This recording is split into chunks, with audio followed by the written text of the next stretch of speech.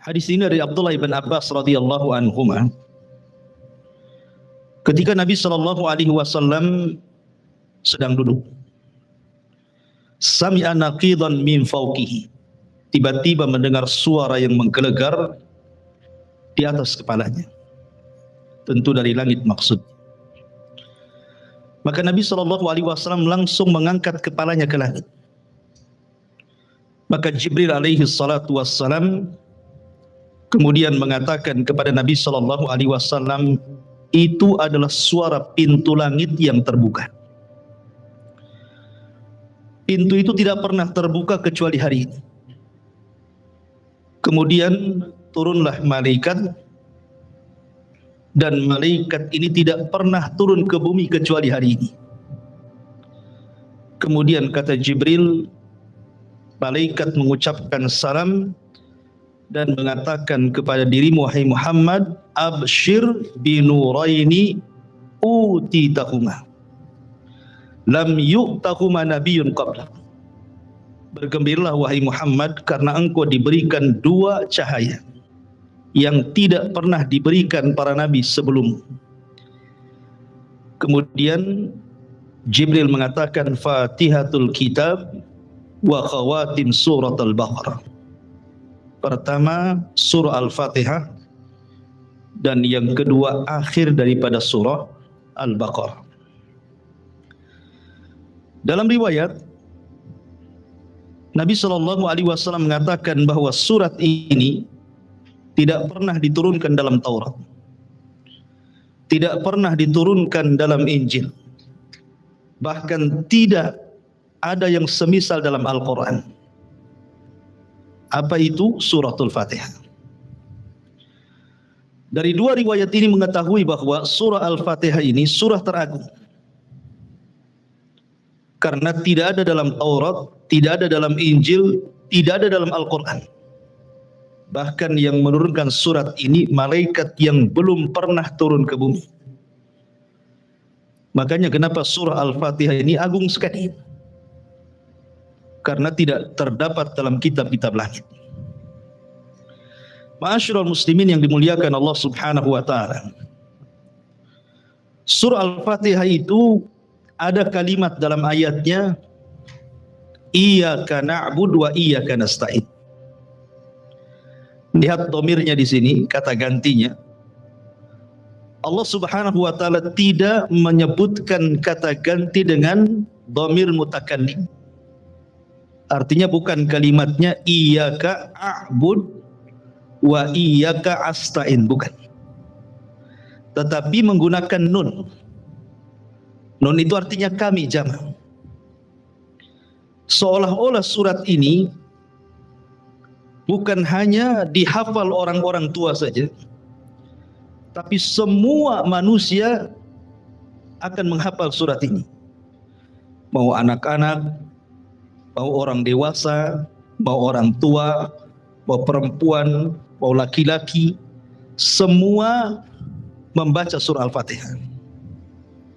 Itu diantara sirul Fatihah, rahasia surah Al-Fatihah. Ma'asyiral muslimin yang dimuliakan Allah Azza wa Jalla. Bahkan diantara nama surah Al-Fatihah itu adalah Asy-Syifa, surat penyembuh. Ada sebuah riwayat dari Abi Sa'id Al-Khudri radhiyallahu anhu. Jadi suatu ketika Abu Sa'id Al-Khudri ini dan juga rombongannya pulang dari peperangan. Kemudian kehabisan bekal. Tidak ada makanan, tidak ada minuman, tidak ada apapun yang bisa mereka makan dan minum.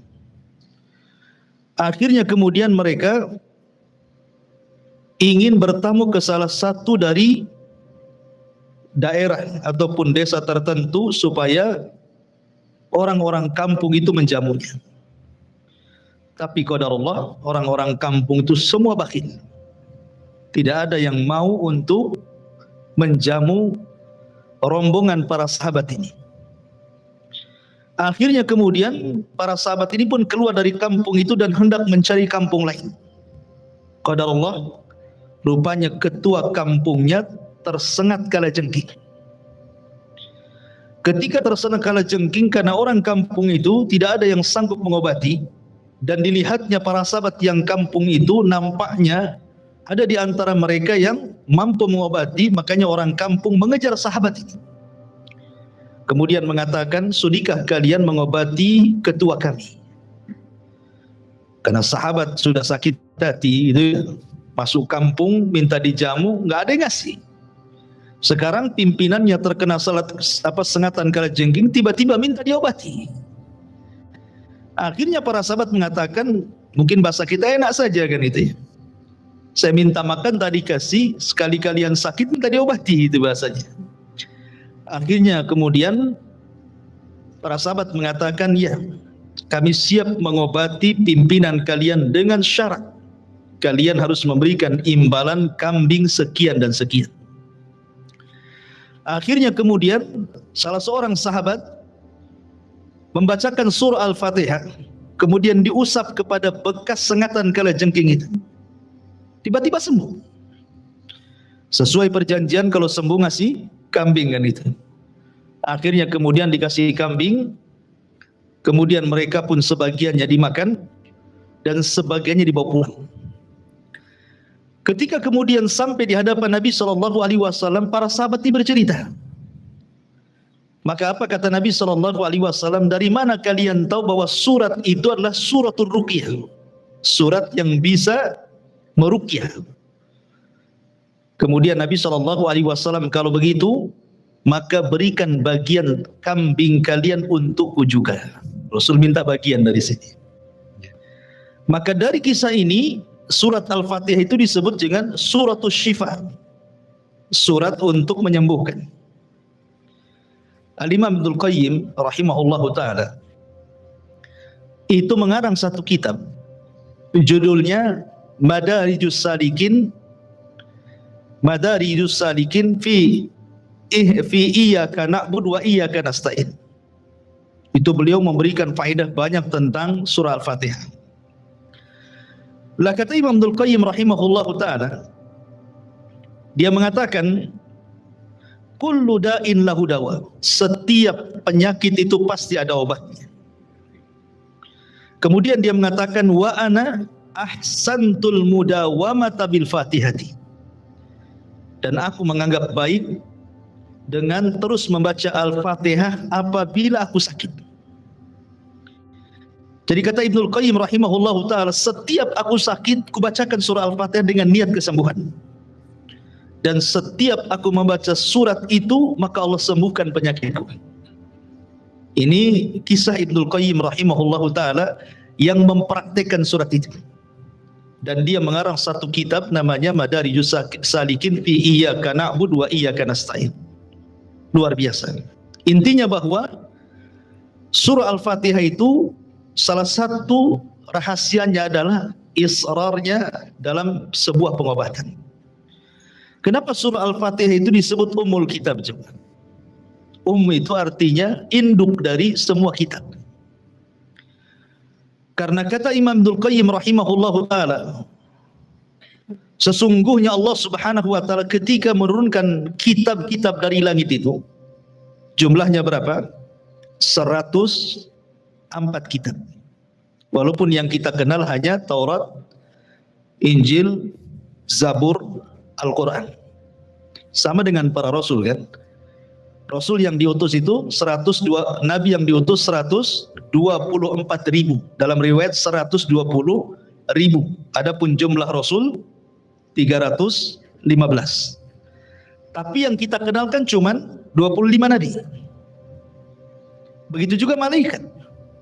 Malaikat paling yang kenal Jibril, Mikail, Israfil kan, terbatas saja yang kita kenal nama-namanya.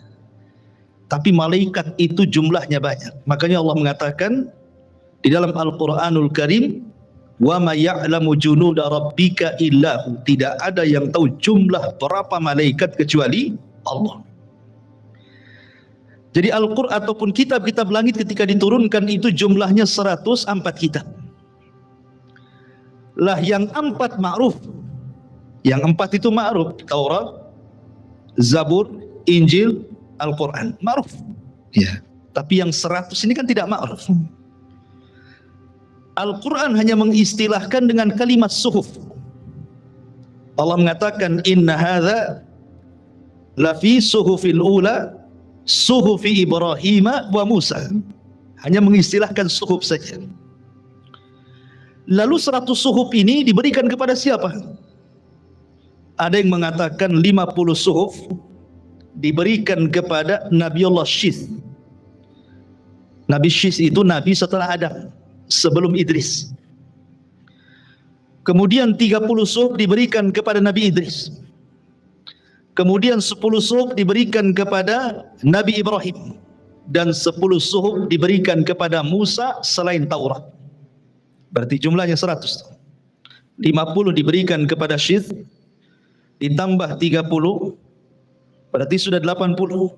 Diberikan kepada Idris, yang 10-nya diberikan kepada Ibrahim, yang 10-nya diberikan kepada Musa. Kemudian di sana ada Taurat, ada Injil, ada Zabur, ada Al-Quran. Berarti semuanya 104 kitab. Kata para ulama, dari 100 kitab, kalau digabungkan dengan Taurat, maka Allah Subhanahu wa taala ringkas menjadi hukum-hukumnya dalam kitab Injil. Dan 100 kitab yang ada dalam Taurat ataupun Injil, karena Zabur itu bukan kitab-kitab hukum. Kalau Zabur itu kan tipis, dia cerita tentang nasihat-nasihat saja. Lain dengan Injil dan Taurat gitu ya, memang lengkap seperti Al-Quran. Lah dari 100 kitab, 100 suhuf, kemudian ditambah dengan Taurat, kemudian dengan Zabur dan Injil, itu Allah Subhanahu wa taala ringkas di dalam Al-Quran. Lah Al-Quran sendiri Allah ringkas dalam satu surat yang disebut dengan Suratul Fatihah. Dan surat Al-Fatihah sendiri diringkas lagi dalam satu ayat, Iyyaka na'bud wa iyyaka nasta'in. Makanya kalimat Iyyaka na'bud wa iyyaka nasta'in mencakup seluruh kitab-kitab langit. Karena tujuan diturunkan Alkitab untuk apa? Wa ma khalaqtul jinna wal insa illa liya'budun. Kan tujuannya untuk ibadah. Maka ada pada kalimat Iyyaka na'bud wa iyyaka nasta'in. Lah surah Al-Fatihah itu terkandung seluruh kitab, terutama Al-Quranul Karim. Kenapa demikian? Karena Al-Quran itu kalau kita bagi 3, maka sepertiga Al-Quran itu bicara tentang akidah, sepertiga Al-Quran itu bicara tentang ibadah, dan sepertiganya bicara tentang akhlak, yang di dalamnya ada kisah-kisah para nabi dan rasul, dan iqab kepada orang-orang yang memusuhi para nabi dan rasul. 3 perkara ini ada pada surah Al-Fatihah. Kalau kita cerita tentang akidah, maka ada pada 3 ayat pertama surah Al-Fatihah. Alhamdulillahirabbil alamin, Ar-Rahmanir Rahim, Maliki Yaumiddin. Ini bicara tauhid. Tauhid dari 3 tauhid, bicara tentang rububiyah, bicara tentang uluhiyah, bicara tentang asma dan sifat. Adapun rububiyah, Rabbul Alamin. Rabb, rububiyah diambil dari kata-kata Rabb, maka disebut rububiyah. Adapun uluhiyah, lillah. Uluhiyah itu diambil dari kalimat Allah menjadi uluhiyah. Adapun asma wa sifat, Ar-Rahman, Ar-Rahim. Ini yang pertama. Adapun yang kedua bicara tentang ibadah.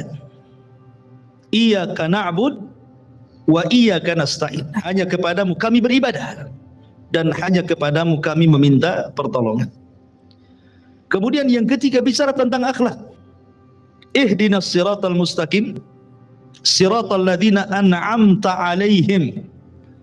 An'amta 'alaihim, orang yang kau berikan nikmat itu siapa? Dalam ayat yang lain, minan nabiyyin was-siddiqin wasyuhada was-shalihin. Orang-orang yang diberikan nikmat itu mereka para nabi, mereka para siddiq, mereka para syuhada, mereka orang-orang saleh, dan mereka adalah orang-orang yang pantas kita tiru akhlaknya. Makanya surah Al-Fatihah itu mencakup Al-Quran secara keseluruhan. Ini yang pertama. Kemudian yang kedua, surah Al-Fatihah ini mengajarkan kepada kita bagaimana caranya kita beribadah. Bagaimana caranya kita beribadah kepada Allah Subhanahu wa taala. Pertama, ma'rifatullah, mengenal Allah Subhanahu wa taala. 3 ayat pertama mengenal Allah. Ya kan? Kan sebelum kita beribadah kita harus mengenal siapa yang kita ibadahi kan? Kalau Anda beribadah kemudian tidak kenal siapa yang Anda ibadahi, Anda sedang beribadah kepada siapa? Kan itu ya. Kita ibadah ini harus tahu yang diibadahi siapa. Yang diibadahi adalah Allah. Makanya Allah ajarkan bagaimana cara beribadah. Sebelum kita mengatakan iyyaka na'budu, hanya kepada mulah kami beribadah, Allah kenalkan dulu siapa dirinya. Alhamdulillahirabbil alamin, arrahmanir rahim, maliki yaumiddin. Inilah ma'rifatullah dengan segala jenis tauhid yang saya sebutkan tadi. Kemudian yang ketiga, di dalam ayat ini juga, dalam surat Al-Fatihah ini juga diajarkan kepada kita bagaimana caranya kita meminta hidayah. Meminta hidayah. Kalau kita melihat hadis Nabi SAW tentang balasan orang yang membaca surah Al-Fatihah dalam sholat. Kata Nabi SAW, Fatihah itu dibagi menjadi 2. Separuhnya untuk Allah dan separuhnya untuk hamba. Kemudian Allah Subhanahu wa taala berfirman dalam hadis qudsi, kalau Anda membaca alhamdulillahirabbil alamin, segala puji hanya milik Allah, Rabb semesta alam, maka Allah akan menjawab apa? Hamidani abdi, hambaku sedang memujiku. Apabila kita membaca dalam salat kita Ar-Rahman Ar-Rahim, maka Allah jawab di langit, Athna alayya abdi, hambaku sedang mengagungkan diri. Kalau kita membaca Maliki yaumiddin, maka Allah Subhanahu wa taala akan jawab di langit, Majjadani abdi, hambaku sedang membesarkan diriku. Sampai di sini ini untuk Allah. Ya. Kemudian Allah mengatakan iyyaka na'bud wa iyyaka nasta'in. Allah jawab di langit apa? Hadza baini wa baina abdi wa li abdi mas'al. Hadza baini, ini dalam kalimat iyyaka na'bud, ini untukku, ibadah itu untuk Allah. Wa iyyaka nasta'in, ini untuk hambaku. Karena meminta pertolongan itu kita minta pertolongan kepada Allah. Wa li abdi mas'al, dan Allah berjanji akan mengabulkan hamba-hambanya yang meminta kepadanya. Ihdinas siratal mustaqim, siratal ladzina an'amta 'alaihim ghairil maghdubi 'alaihim waladdallin. Sama, hadza baini, ini untukku, maksudnya hidayah milik Allah. Ya kan? Karena kita tidak bisa memberikan hidayah kecuali irsyad, taufik itu milik Allah. Wa baina abdi, dan bagi hamba, dengan cara terus berdoa meminta hidayah kepada Allah Azza wa Jalla agar dihindarkan dari sifat-sifat orang Yahudi al-maghdub dan juga sifat-sifat orang Nasrani al-zalim. Makanya dalam mazhab Syafi'i, dalam sebagian mazhab mereka mengatakan kalau antum sholat, karena dalam mazhab Syafi'i itu sholat wajib membaca Fatihah. Mau dikeraskan imamnya, mau disirkan imamnya, makmum tetap baca Fatihah. Itu dalam mazhab Syafi'i. Kalau seandainya seorang makmum dia masbuk, kemudian imam sedang membaca surat, antum baru memulai Al-Fatihah, tapi antum sudah membaca 3 ayat pertama, kemudian imam ruku, itu sudah dianggap 1 rakaat. Kenapa? Karena hak Allah sudah antum penuhi. Bisa paham ya? Karena hak Allah antum sudah penuhi. Ya. Tetapi kalau seandainya belum selesai baru alhamdulillah kemudian ruku, belum dianggap 1 rakaat. Paham kan? Ya, itu dalam mazhab Syafi'i seperti itu. Karena 3 ayat pertama itu hak Allah. Kemudian 4 ayat setelahnya itu hak hambanya. Ma'asyiral muslimin yang dimuliakan Allah Azza wa Jalla, lah perhatikan dalam jawaban-jawaban Allah ini. Allah Subhanahu wa taala menjawab dengan 3 jawaban haknya. Pertama, hamidani abdi. Yang kedua, asna alayya abdi. Yang ketiga, majjadani abdi. Hambaku sedang memujiku. Hambaku sedang mengagungkan diriku. Hambaku sedang membesar-besarkan diriku. Kalau dalam kehidupan kita, setiap hari satu kita senantiasa memuji Allah. Dengan mengucapkan alhamdulillah, segala puja hanya milik Allah Azza wa Jalla. Kemudian kita agungkan Allah. Kemudian kita besarkan Allah. Kemudian setelah itu kita beribadah kepada Allah Subhanahu wa taala. Kemudian setelah itu kita berdoa kepada Allah isti'anah. Maka 5 perkara ini sebab kita mendapatkan hidayah. Karena tartibnya seperti itu kan? Ya. Tartibnya alhamdulillahirabbil alamin. Berarti kita disuruh untuk memuji Allah. Ar-Rahman Ar-Rahim disuruh mengagungkan Allah. Maliki Yaumiddin disuruh membesarkan Allah. Iyyaka na'bud disuruh beribadah kepada Allah. Wa iyyaka nasta'in disuruh berdoa kepada Allah. Maka di situ Allah mengatakan ihdina. Kalau kita amalkan 5 perkara, maka kita dapat hidayah. Maka dalam surah Al-Fatihah ini terkandung bagaimana sebab kita mendapatkan hidayah. Yang ajibnya adalah dalam kalimat-kalimat Al-Fatihah. Di situ ada Ar-Rahman Ar-Rahim. Berarti sifatnya rahmah. Kemudian yang kedua ada iyyaka na'budu wa iyyaka nasta'in. Kita disuruh al-ibadah, beribadah. Kemudian di situ ada kalimat al-hidayah, ihdinas siratal mustaqim. Kemudian di situ ada kalimat an'amta alaihim, nikmat. Ada rahmat, ada ibadah, ada hidayah, ada nikmat. Ini ada 4 kata dalam surah Al-Fatihah itu kan. Rahmat. Kemudian yang kedua apa tadi? Ibadah. Kemudian yang ketiga hidayah. Kemudian yang keempat nikmat. Alladzi an'amta, nikmat. Dari sini bahwa kalau orang sudah diberikan rahmat oleh Allah, kasih sayang, kemudian dia melakukan ibadah, maka dia akan dapat hidayah. Setelah dapat hidayah dipastikan diberikan nikmat. Itu maksud. Ya.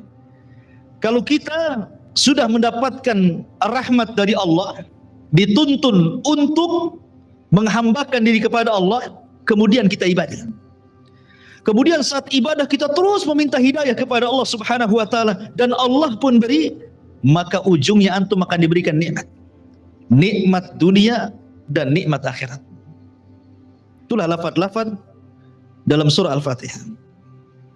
Ma'asyiral muslimin yang dimuliakan Allah Subhanahu wa taala. Bahkan rukun Islam pun terkandung dalam surah Al-Fatihah. Rukun Islam itu ada berapa? Ada 5. Syahadat, salat, zakat, puasa, haji. Dari mana kita tahu rukun Islam ini ada dalam surah Al-Fatihah? Pertama syahadat. Syahadat itu adalah tauhid. Dan tauhid terkandung pada 3 ayat pertama surah Al-Fatihah. Adapun sisanya salat, zakat, puasa dan haji itu ibadah. Terkandung padanya dalam kalimat iyyaka na'bud. Hanya kepadamu ya Rabb kami beribadah. Berarti mencakup salat, mencakup puasa, mencakup zakat, mencakup haji. Jadi rukun Islam ada pada surah Al-Fatihah juga. Ma'asyiral muslimin yang dimuliakan Allah Azza wa Jalla, bahkan lebih daripada itu. Dalam surah Al-Fatihah ini terkandung ususul ibadah. Pondasi-pondasi ibadah. Ibadah itu ada 2 perkara yang antum harus ketahui. Pertama, syurutul ibadah, syarat sah diterimanya ibadah. Yang kedua, arkanul ibadah, rukun-rukun ibadah. Dua-duanya ada dalam surah Al-Fatihah. Kalau bicara tentang syarat ibadah itu ada 2. Pertama, ikhlas. Ibadah itu harus ikhlas. Mana ayatnya? Alhamdulillah. Kita harus memuji karena Allah. Menunjukkan ikhlas. Tauhid uluhiyah di sini. Kemudian yang kedua ittiba. Ihdinas siratal mustaqim siratal ladzina an'amta. Kita meminta petunjuk agar kita diberikan jalan kepada orang yang Kau berikan nikmat. Maka yang pertama orang diberikan nikmat adalah para nabi. Dan nabi yang diutus kepada kita siapa? Rasulullah. Kita harus mencontoh Nabi sallallahu alaihi wasallam. Maka di sini ada syurut ibadah. Kemudian yang kedua arkanul ibadah. Rukun ibadah. Rukun ibadah ada 3. Tidak bisa antum tinggalkan satu daripada 3 rukun ibadah ini. Ibadah tidak akan berpahala. Pertama, al-mahabbah. Kecintaan kita kepada Allah. Yang kedua, al-khawfu. Perasaan takut kita kepada Allah. Yang ketiga, ar-raja'u. Perasaan harap kita kepada Allah Azza wa Jalla. Ini 3 perkara tidak boleh, tidak harus dihadirkan dalam ibadah. Ketika kita beribadah, kita harus cinta, bukan terpaksa. Ketika beribadah, kita harus takut tidak diterima ibadahnya. Ketika kita beribadah, kita harus mengharap dengan ibadah ini Allah akan berikan balasan berupa sorga dan kenikmatannya. Ini 3 perkara tidak boleh tinggalkan dalam ibadah. Makanya disebut arkanul ibadah namanya, rukun-rukun ibadah. Dan itu ada pada surah Al-Fatihah. Pertama, al-mahabbah, perasaan cinta. Alhamdulillah. Segala puja dan puji hanya milik Allah. Tidak mungkin kita memuja dan memuji Allah kecuali karena cinta. Makanya kalau orang cinta pasti memuji. Kalau orang benci pasti mencela. Kan begitu ya? Kalau kita memuji orang, hilang keburukannya, yang ada kebaikannya.